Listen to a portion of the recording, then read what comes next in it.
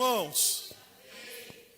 Graças a Deus que nos proporciona mais esta oportunidade de estarmos aqui nesta noite, reunidos para juntos aprendermos da poderosa palavra do Senhor.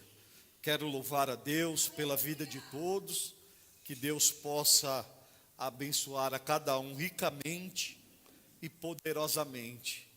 Aproveitar que vocês estão de pé, que estamos, de pé, abra o seu livro, a Bíblia Sagrada, lá em Atos, capítulo 9, nós vamos ler do 32 ao 43, hoje, se assim Deus permitir, vamos encerrar o capítulo 9. Glória seja dada ao nosso Deus. Como de costume, eu leio um verso e os irmãos, por gentileza, leu após. Amém? Amém. Todos encontraram? Amém. Passando Pedro por toda parte, desceu também aos santos que habitavam em Lida. Encontrou ali certo homem chamado Enéas, que havia 8 anos jazia de cama, pois era paralítico. Disse-lhe Pedro: Enéas, Jesus Cristo te cura. Levanta-te e arruma o teu leito. Ele imediatamente se levantou. Viram-no todos os habitantes de Lida e Sarona, as quais se converteram ao Senhor. Havia em Jope uma discípula, por nome Tabita, nome este que, traduzido, quer dizer Dorcas, que é gazela, no original, aí no grego, Dorcas é gazela. Era ela notável pelas boas obras e esmolas que fazia.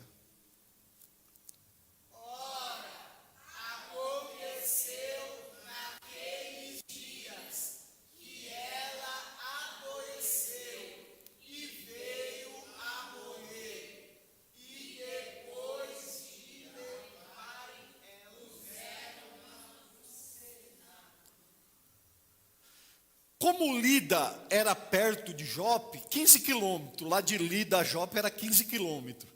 Ouvindo os discípulos que Pedro estava ali, enviaram-lhe 2 homens que lhe pedissem: não demores em vir ter conosco. Pedro atendeu e foi com eles. Tendo chegado, conduziram-no para o cenáculo, e todas as viúvas o cercaram, chorando e mostrando-lhe túnicas e vestidos que Dorcas fizera enquanto estava com elas. Mas Pedro, tendo feito sair a todos, pondo-se de joelhos, orou. E voltando-se para o corpo, disse: Tabita, levanta-te. Ela abriu os olhos e, vendo a Pedro, sentou-se. Ele, dando-lhe a mão, levantou-a e, chamando os santos, especialmente as viúvas, apresentou-a viva. Isto se tornou conhecido por toda Jope, e muitos creram no Senhor. Pedro ficou em Jope muitos dias, em casa de um curtidor chamado Simão. Amém? Quantos necessitam de oração nesta noite? Eu e a minha casa e minha família. Pronto, alguém tem algum pedido específico para nós estarmos aí orando, intercedendo? Missionária Ivone? Está enferma? Vem aqui na frente aqui que o pastor Binho vai estar ungindo aí a senhora. Michele? Está enferma ou não? Tá? Também vem aqui na frente também receber aí a oração e ungir com óleo, né? Não é o óleo que vai curar, quem cura é o Senhor, né? Quem faz a obra foi o Senhor, né? É o Senhor quem faz. A diaconisa Andréia?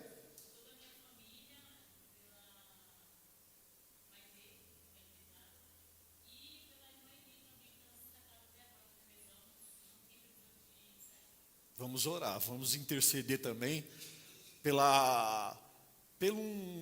que era sobrinho do presbítero Michel lá, que partiu para a eternidade. Vamos orar também por todos os familiares também ali, que era namorado de uma sobrinha dele, partiu, morreu dentro do carro. Vamos orar pelos familiares, amém? Amém, vamos orar. Amém? Então deixa a sua Bíblia aí aberta, fecha apenas os olhos. Vamos orar por todos os pedidos, vamos orar também pelas irmãs que se encontram enfermas. Também vamos orar pedindo aí a ajuda do Espírito Santo para que Ele possa nos conduzir na compreensão, no entendimento, também nos ajudar para que nós possamos colocar em prática a palavra do Senhor. Amém? Oramos. Senhor, nosso Deus e nosso Pai, te louvamos e te engrandecemos, ó Pai, porque somente o Senhor és digno de todo louvor, de toda adoração, de todo engrandecimento. Que o Senhor nesta noite venha crescer e todos nós venhamos nos diminuir. Também oramos, ó Pai, por todos os pedidos de orações. Oramos pela vida da Michele, pela vida do seu esposo, pela vida da missionária Ivone também, que se encontra enferma. Também oramos pedindo ajuda, ó Pai, porque somos dependentes, ó Pai, em tudo, em nossa vida, do Senhor. Também somos dependentes do Espírito Santo, para que Ele possa, ó Senhor Deus, nos conduzir, ó Pai, na compreensão, no entendimento e também na ajuda, Senhor, para que possamos, ó Pai, colocar em prática tudo aquilo que o Senhor vai nos instruir aqui nesta noite, ó Pai. Faz, Senhor, o teu reino avançar e nos conforma à imagem do teu Filho. Este é o nosso pedido, em nome de Jesus. Podeis tomar o seu assento. Irmãos, na exposição do texto da semana passada, nós aprendemos que Paulo, ele mostrou 3 características de um verdadeiro convertido, né? De um verdadeiro salvo, né? Nós aprendemos que ele, assim que o Senhor ali teve um encontro com ele no caminho de Damasco, ele jejuou, ele orou e ele também proclamou a palavra de Deus, ou seja, ele pregava também, né? E ali, ele pregando ali na sinagoga de Damasco, aqueles que estavam ouvindo a sua ministração, eles ficaram ali admirados, né? Porque até então eles não sabiam que Paulo havia se convertido de fato, né? E ali eles ficaram todos atônitos, né? E Nós vimos também que ali depois da sua pregação, eles ficaram, os judeus helênios ali, eles ficaram furiosos e falaram ali, comentaram, ele foi até o rei lá para pedir guardas, para guardar ali a saída de Damasco, para prenderem Paulo e matar ele, né? Aí aprendemos que ele teve que descer ali de um cesto durante a noite, né? Os discípulos ali ajudaram ele a descer de um cesto, e aí ele volta para Jerusalém, lá onde era a igreja, lá junto com os apóstolos, e lá ele também teve dificuldade, que também os pessoal lá de Jerusalém ficaram ali com medo, pensando que ele não tinha se convertido, né? Até então eles nem sabiam que de fato ele tinha convertido. Aí que os apóstolos fizeram, né? Mandaram ele lá para a cidade natal dele, de Tarso, da Sicília, e até então aí ele sai de cena, né? Aí nós não vamos ver falar mais de Paulo até o capítulo 13, né? O 9, o finalzinho do 9 aí, nós vamos ver o ministério de Pedro, que vai capítulo 9, vai no capítulo 10, vai no capítulo 11, vai no capítulo 12, que é conhecido, bem conhecido dos irmãos, né, que muitos já usaram essa tribuna aqui para ministrar sobre o capítulo 12, e aí ele só vai voltar em cena de novo no capítulo 13, né? E hoje nós vamos ver aí dois, né? Mas o texto aí de fato são 3 milagres extraordinários, né? Nós vamos ver aí a cura desse paralítico Enéas, né? A cura dele. Aí depois vamos ver outro milagre extraordinário, que é a ressurreição da Dorcas, né? E vamos ver também um milagre, só que, se assim Deus permitir, na semana que vem, que nós vamos entrar aí no capítulo 10, que vai ser o milagre da conversão de um centurião chamado Cornélio.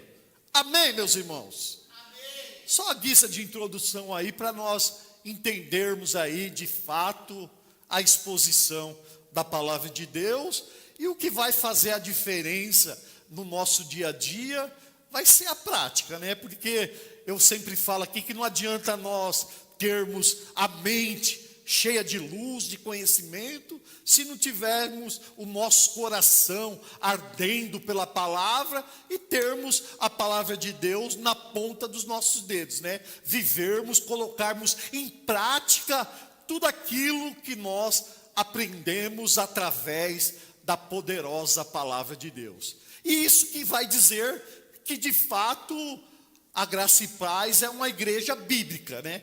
Não é porque aqui nós fazemos a exposição da palavra que quer dizer que nós somos uma igreja bíblica. Não. O que vai de fato dizer se nós somos bíblicos ou não é lá dentro do nosso lar, né? Eu sempre falo, aqui dá para nós fingirmos de sermos crentes, né? Aqui, né? Mas dentro da nossa casa, não tem como. Lá não. Lá não tem como fingir. Lá você é o que você é mesmo. Então aqui dá para nós enganarmos um e o outro, né? Mas dentro do nosso lar não. Então é lá que nós temos que praticar, dentro do nosso lar, no nosso trabalho, na faculdade, na escola, em qualquer lugar que estejamos, temos que ser praticantes da poderosa palavra do Senhor. Amém? Então vamos para a exposição do texto. Passando Pedro por toda a parte. Aqui nós aprendemos que Pedro, ele era um pastor itinerante, né? Certo que ele veio lá de Jerusalém, da igreja sede, ele era o líder dos apóstolos, mas apóstolo quer dizer enviado.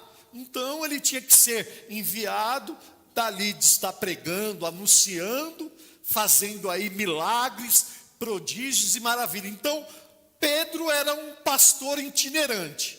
Ele sai lá de Jerusalém e vai para Lida, né? Que era uma cidade costeira, à beira-mar. Ele vai lá, ele desce também aos santos. Aqui os santos somos nós. E ser santo não quer dizer que nós não vamos pecar.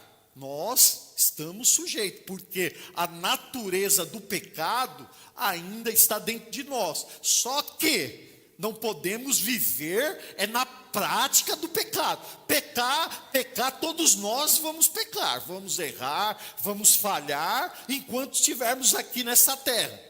Porque só vamos estar livre do pecado lá na eternidade. Só que eu não posso viver na prática do pecado. Aí não condiz com um servo de Deus, de uma pessoa que é santa, que é santo. Lá que ele fala, desceu também aos santos que habitava em Lida. Amém aí o verso 32? Amém? Aí ele chega até Lida e encontra ali um certo homem chamado Enéas. Esse texto aí de Enéas, assim, Lucas, ele é bem sucinto, né? Ele não tem muita uma coisa nessa cura aí, né? Ele já vai direto ao assunto, né? Ele fala ali, que Pedro encontrou um certo homem ali, chamado Enéas, que havia 8 anos jazia de cama, pois era paralítico. Então, ele estava aí, não fala que nem do capítulo 3 lá, que o paralítico lá do capítulo 3, ele era paralítico de nascença. Enéas, Lucas aí, como ele é sucinto aí nesse texto de Enéas aí, da cura desse paralítico, só fala que ele havia 8 anos, que ele jazia na cama, pois era paralítico. 34. Disse-lhe Pedro: Enéas, Jesus Cristo te cura. Aqui nós aprendemos algo aí, né? Porque você note que ele não diz para Enéas, eu te curo, né? Ou fulano de tal cura. Porque essa cura aqui, meus irmãos, é para glorificar o nome de Jesus. É para que Jesus ficasse conhecido tanto em Lida como em Sodoma. Sodoma, né? Se não falar a memória. Sorona, é Sorona, né? No texto lá vai falar. Para Jesus ficar conhecido. Porque os objetivos desses milagres no início era para quê? Para as pessoas você vê que tanto esse Enéas como lá o paralítico lá, ele fala e Jesus Cristo te cura. E você vê aí que tem texto para a pessoa que Jesus curou, as pessoas precisavam ter fé. Mas aqui, não precisou a fé de Enéas para ele ser curado. Não precisou. E nem precisou, se os irmãos notarem aí, não vai estar aí que Pedro orou em nome de Jesus, para que nem orou, ele já chegou lá e já falou: Enéas, Jesus Cristo te cura. Então era para que o nome do Senhor seja ali glorificado, seja anunciado, para que as pessoas que conheciam, porque Enéas era um homem conhecido, ele era uma pessoa conhecida e todos sabiam que ele estava acamado, que estava há 8 anos paralítico, né? Então era uma pessoa que era conhecida. Aí ele fala: levanta-te e arruma o teu leito. Arrumar, irmãos, aqui nós não podemos ter a ideia aí do leito, da cama de Enéas, como a nossa cama de hoje em dia. Era uma maca. Lembra lá do paralítico que foi curado, que era carregado por 4 paralíticos de Cafarnaum? Eles estavam levando ele na cama, mas era uma maca. Então não era cama, ou seja, arruma o teu leito, enrola aí o teu cobertor aí, levanta, que o povo vai ver você curado aí, e vão entregar a vida deles para Cristo. E você note que Pedro não fala, ó Enéas, você vai ser curado daqui uns dias, ou você vai ser curado amanhã, no final do ano, não. Imediatamente. E aí, hoje em dia, assim, eu creio que tem milagres, né? Nós somos continuistas, nós cremos nos milagres. Cremos que Deus pode curar com toda certeza. Você vê que Pedro, ele simplesmente ele só fala, não no nome dele, né? Porque ele poderia ter falado, no meu nome de Pedro, levanta aí, Enéas. Não, é no nome de Jesus Cristo. E nós cremos que hoje há milagres, mas os milagres que nós vemos hoje aí, parece que é combinado, é disfarçado, porque o paralítico, ele levantar, o outro tem que ajudar ele a se levantar, aí se solta ele, é todo caindo, tudo assim. Então os milagres meio, você vê o milagre aqui que ocorreu aqui, imediatamente ele se levantou. Não precisou ir Pedro lá, Pedro dar a mão para Enéas, vem cá, deixa eu te ajudar, você se levantar. Não está no texto. Não está aí no texto. Você vê que ele falou em nome de Jesus Cristo, levanta-te, arruma o teu leito, e você vê, ele imediatamente se levantou. Então, eu creio que tem milagre. Aquele saudoso Davi Miranda lá, tinha muitos milagres lá na igreja lá. Um monte de cadeira de roda, era paralítico se levantando, era morto ressuscitando, e era um dom. É um dom. Tem pessoas que têm esse dom, né? De cura, de falar lá, levanta-te e arruma o teu leito, arruma a tua cama aí e vai. Imediatamente ele se levantou. E você viu o que ocorreu através desse milagre aí, desta cura desse paralítico chamado Enéas. Olha lá. E viram, por quê? Porque Enéas era conhecido, todo mundo conhecia. Talvez, como o paralítico lá do capítulo 3, lá, que ia subindo Pedro e João a hora lá para orar no templo, foi curado, como ele é conhecido, esse também pode ser que ele era conhecido, porque todos viram ele ali curado, olha lá, e viram todos os habitantes de Lida, olha lá, e Sarona, né? Eu falei errado, né? Falei Sorona, né? É Sarona, eu falei errado. Então aí, olha lá, aos quais, olha lá, se converteram ao Senhor. Aí, tá vendo o propósito desse milagre, desse paralítico que há 8 anos jazia na cama lá, para as pessoas ver o milagre e se converterem. E se converteram, viram ali o que Deus fez, que Deus curou aquele paralítico e se converteram, entregaram a vida dele para o Senhor. Amém aí, esse primeiro texto aí, da cura do paralítico aí do Enéas, amém?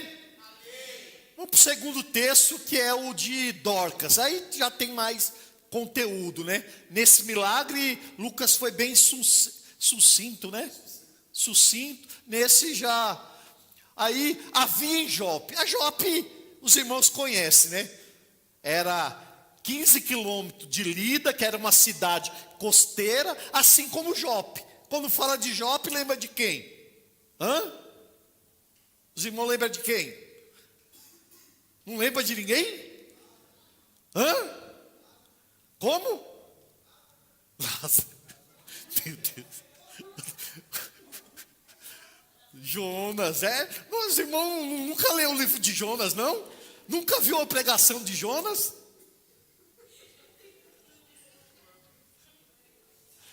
Lázaro é da ressurreição, o diácono vai, da ressurreição, aí é igual de Dorcas, foi ressuscitada, como ele. Mas a cidade de Jope lembra Jonas, né? Jonas foi para Jope, né? Aí ele quis pegar um barco para ir para Nínive, fugir do Senhor, é que lembra. Se os irmãos lerem lá o texto, vai ver que é Jope. Havia em Jope uma discípula. Só que, em todo o Novo Testamento, nós vamos ver essa palavra aí, discípula. Só que, não vai ver em outro, só vai ver discípulo. Só que, aí vê uma discípula por nome Tabita, que é traduzido lá que é Dorcas, e no grego original Gazela. E ela, olha lá, era notável pelas boas obras e esmolas que fazia. Note que ela não era notável por falar da vida alheia, não, meus irmãos. Você não vai ver, as pessoas conheciam Tabita porque ela ficava falando da vida dos outros, não. Não vai ouvir, você não vai ver aí que Tabita, Dorcas, era conhecida por dar mau testemunho da vida dela, também não. Você vê, ó, uma mulher temente a Deus, uma mulher que ela de fato, ela fazia a obra do Senhor. Pode voltar lá no 36 lá. Olha lá, ela era notável pelas boas obras. E aqui não quer dizer que a pessoa, que ela era notável, que ela era uma pessoa salva, por ela fazer boas obras. Não, porque quem é salvo, ele faz boas obras. Porque obra não salva ninguém. Fazemos a obra de Deus porque somos salvos. Porque tem pessoas que têm entendimento errado, né? Faça a obra, subo o morro, desço o morro, subo o monte, consagro. Isso aí é uma evidência que a pessoa é salva. Você vê, ela não era notável que ela era uma mulher que dava mau testemunho, não. Nós, como servo de Deus, nós temos que dar bons testemunhos. As pessoas lá fora têm que nos ver, opa, ali vai um discípulo do Senhor. Opa, ali vai uma discípula do Senhor. E era notável. As pessoas de fora que falavam da vida dela, de Dorcas, né? Ela dava esmolas, olha lá, ela era notável pelas obras e esmola que fazia. Então, ela fazia isso porque ela era salva. Ela era uma mulher temente ao Senhor, era uma discípula do Senhor.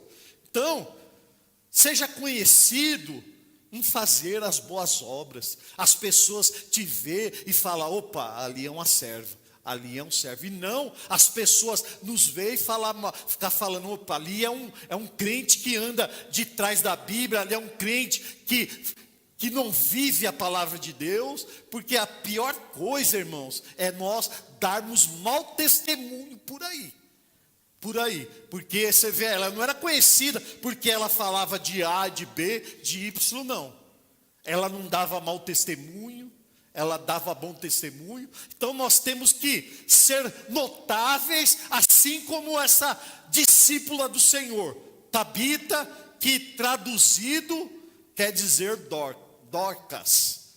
37. Ora, aconteceu naqueles dias, olha aí, tem aqueles crentes, né, que são santarrão, né, fala que crente não pode ficar doente. Quando alguém está doente, fulano está em pecado. Os religiosos falam, vai consertar sua vida, vai pedir perdão.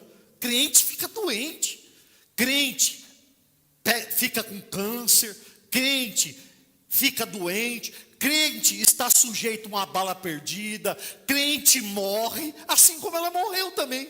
Você vê que ela é notável, né, de fazer as boas obras, dava esmola, dava testemunho que de fato ela era uma mulher que era salva, né? Venha morrer, né? Está doente, não, então tira essa ideia. Se você tinha essa ideia aí de, pastor não pode ficar doente, quem fica mais doente sou eu. Tanta tribulação, eu que fico mais doente que todos, no serviço, em tudo. Aí ela veio a morrer. Aí depois lavaram. Por quê? As pessoas da época aí que ocorreu esse fato, os que eram pobres, o que acontecia quando morria? Eles lavavam o corpo, né? Lavava, e quem tinha umas condições financeiras mais, né? Mais, como que fala?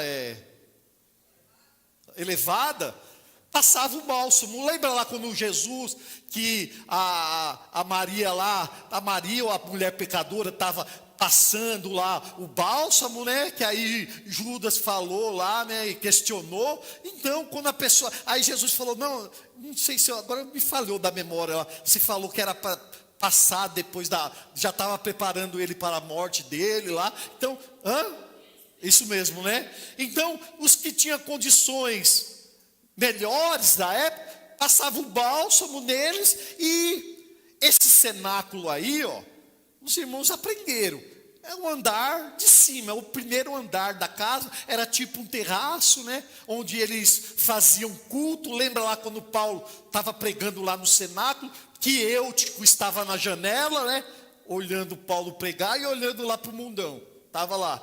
Aí caiu e morreu lá, daí Paulo desceu lá. Então era um cenáculo, é um andar superior nas casas da época. Então, eles faziam o que lá nesse cenáculo lá? Eles faziam cultos, né? Faziam lá também, malhava trigo lá nesse cenáculo, e iam velar Dorcas lá no cenáculo. Aí deram um banho nela, lavaram o corpo dela, e levaram ela para o cenáculo. 38. Como Lida era perto de Jope, 15 quilômetros, lembra lá que eu falei na leitura? Era 15 quilômetros. Agora, uma pergunta que não quer calar, né? Por quê? Porque tinha crente lá, né? Tanto lá na cura de Enéas, tinha os crentes de lá, de Lida. Por que eles não foram lá e curaram Enéas? Porque os crentes aí de Jope que estavam lá, não oraram para que Dorcas ressuscitasse? Porque é um dom. Eles ficaram sabendo, né? Porque até então, os discípulos não tinham ressuscitado ninguém. Só tinha a cura lá do capítulo 3, do paralítico, mas ressuscitar ninguém. Aí eles ficaram sabendo que Pedro estava lá em Lida, que Pedro estava curou lá Enéas. E aí, ouvindo, que os discípulos, que Pedro estava ali, enviaram 2 homens que lhe pedissem: não demores em vir ter conosco. Esse não demores, lembra lá de Jairo, quando a filha dele morreu, né? E aqui, meus irmãos, assim, dá a entender, não está escrito, mas foi a demora de Pedro, de vir de lá de Lida, até chegar em Jope, pode ser que há 1 dia ou 2 dias para ele chegar até Jope. Então, a Tabita e a Dorcas, acho que fazia 1 dia ou 2 dias que ela já estava morta. O texto não diz aí, mas segundo alguns teólogos, alguns estudiosos da palavra de Deus, pode ser que ela já estava morta há 1 dia, dentre 1 dia a 2 dias. Amém? Não demores. 39. Pedro atendeu e foi com eles. Tendo chegado, conduziu-no para o cenáculo. Ele subiu, né? Que o cenáculo é o primeiro andar da casa. Subiu. E ali, estavam ali todas as viúvas. O cercaram, chorando e mostrando-lhe, olha lá, era costureira. Aí tem pessoa que fala: pastor, o senhor não coloca eu na frente de nenhum trabalho aí, não faz a obra, costura, faz que nem Dorcas, era costureira.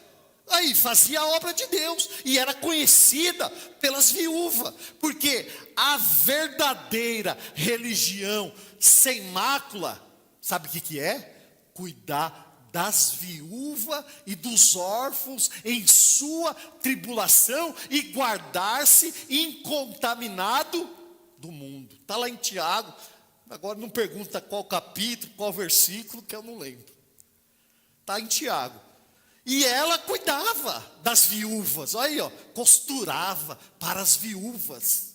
Porque naquela época lá não tinha benefício, não tinha aposentadoria, nem nada. As viúvas, quando ficavam viúvas, elas ficavam desamparadas. E essa Dorcas aí, ela viu a necessidade das viúvas e passou ali, a costurar, a fazer túnicas e vestidos para elas.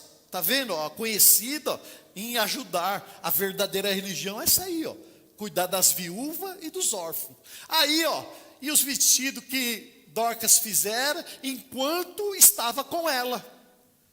40. Mas Pedro, tendo feito sair a todos. Lembra lá? Também lá da filha lá do chefe da sinagoga, de Jairo. Estava todo mundo lá, né? Riram, tem um texto lá que fala que eles riram de Jesus. Quando Jesus falou, ela dorme. Aí o que Jesus falou? Rapa todo mundo aí, Mesma coisa fez Pedro. Sai todo mundo, sai as viúvas, sai todos. Aí o que ele faz? Pondo-se de joelho, sinal de dependência de Deus. Quando nós nos ajoelhamos para orar, é sinal que nós somos dependentes de Deus. Precisamos de Deus em todas as áreas. E aí Pedro, ele se tornou, lembra lá de Enéas, ele não orou. Ele não teve oração, ele simplesmente falou, Enéas, está curado, levanta-te, toma teu leito aí, né, enrola aí o seu cobertor e levanta. Não orou. Aqui já, na ressurreição, porque aqui é a primeira ressurreição que os apóstolos fazem, né? Porque Atos, ele é chamado de Ato dos Apóstolos. Só que ele tinha que ser chamado de Atos de Pedro e de Paulo, que é os dois apóstolos que é falado, né? Outros dão a ideia de falar Atos do Espírito Santo. De fato, nós vemos aí a operação do Espírito Santo. Na maioria dos capítulos aí de Atos, nós vamos ver a atuação do Espírito Santo. Aí ele disse, Tabita, levanta-te. Ela abriu os olhos e vendo a Pedro, sentou-se. 41. Aí aqui, na ressurreição, Pedro deu a mão para ela, e dando-lhe a mão, a levantou. Já de Enéas não precisou nada. Foi um milagre ali extraordinário. Ele falou, ele se levantou, não precisou dar a mão, ajudar ele a andar, nem nada. Agora aqui ele precisou dar a mão para ela, levantou-a, aí mandou chamar. Por quê? O que nós aprendemos aqui? Que Pedro, ele não queria, quando ele mandou todo mundo sair, ele não queria nenhuma glória para ele, que todo mundo visse ali que ele que tinha curado ela, não. Ele mandou todo mundo sair, para ninguém estar vendo essa ressurreição, para quê? Para glorificar a Deus, para exaltar o nome de Deus, e não de Pedro, e não dele. Ele queria que o nome de Jesus crescesse e ele diminuísse, assim como de João Batista. Olha lá, aí chamando os santos, especialmente as viúvas, e aí, olha que alegria que as viúvas teve, que a mulher, a Dorcas ali, que ajudava elas ali, que fazia vestido e túnicas para ela lá, aí viveu, ressuscitou, né? 42. E isso, olha lá, tá vendo? Você vê tanto a cura do paralítico de Enéas, muitos se converteram ao Senhor lá em Lida e Sarona, tanto aqui em Jope, olha lá. Isso se tornou conhecido por toda Jope, olha lá, e muitos. Aí o propósito dos milagres, é para pessoas ver os milagres e entregar a vida deles para o Senhor, olha lá. Não é que isso seja algo que venha motivar a pessoa a entregar a vida dele, não, mas é uma coisa que a pessoa observa, vê que de fato Jesus é o Senhor, Jesus é o Salvador da vida, e eles entregar a vida dele. Eu não precisei de ver nenhum milagre, de cura de paralítico, de ressurreição, para entregar minha vida para Cristo. Não precisou. Tem pessoas que não precisam, mas tem outros, né, para crer eles têm que ver. Eles viram ali e creram no Senhor. Aí o 43 eu encerro.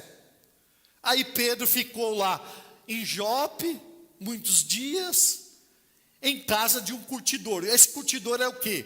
Ele tirava couro dos animais ali, ó, e curtia o couro para fazer as coisas lá necessárias naquela época, lá chamado Simão. E aí aqui, ó, que vai dar o link para o capítulo 10. Por quê? Porque ficou na casa desse curtidor. Pedro era até então, a religiosidade estava na vida de Pedro, porque nós vamos ver lá depois para frente, né? Ele vai discutir ali com Paulo, né? Que Paulo vai falar que quando ele estava na frente dos judeus ele era uma coisa, quando ele estava na frente dos gentios era outra, que ele ainda estava preso às coisas imundas. Aí Deus vai mostrar lá os animais descendo, né? Aí vai falar para Pedro, ó, não diga que é coisa imunda aquilo que eu purifiquei. Então ele não poderia ficar na casa do curtidor aí, que ele pegava em coisa morta, ele pegava no couro dos animais. E Pedro, devido a sua religiosidade no judaísmo, não poderia ter ficado, mas aí ficou. Amém? Aí, se Deus permitir, na semana que vem nós vamos entrar aí, vamos ver o terceiro milagre, outro milagre extraordinário, que é a salvação de um gentio, que é chamado o centurião Cornélio. Amém? Os irmãos têm alguma pergunta?